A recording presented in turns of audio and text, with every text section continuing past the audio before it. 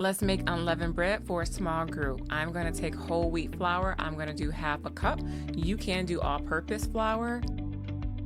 Next, I'm going to take olive oil and I'm going to do 1 tablespoon of olive oil and mix that in with the flour. Next, I'm going to take 1/8 teaspoon of salt. And then we're going to take 1/4 cup of cold water. Then we're just going to mix that in like so.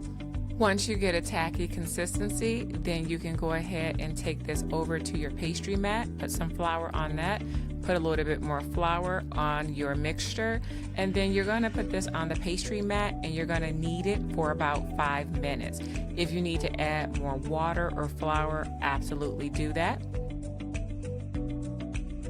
And then we're going to begin to roll this out. This is important because you want to make sure you get it really flat. You don't want it to be thick or clumpy because you don't want the unleavened bread to be thick and chewy.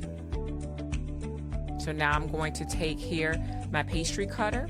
I have the smallest one. I had 3 different sizes. I'm taking the smallest size and I'm going to do 6 pieces of unleavened bread.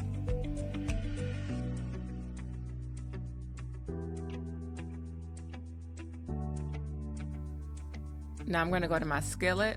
I'm going to put some Pam on there so that it doesn't stick to it. And then you're going to put it on the skillet. You're only going to cook it for a few minutes, maybe about 2 minutes on one side, flip it, and 2 minutes on the other side. You'll know it's almost finished because you'll see bubbling occurring in the unleavened bread. And this is what the final result should look like. You can always increase the measurements to do it for a larger group. And you want to serve 100% real grape juice if you're not serving wine. And here are some options. Hope this helps.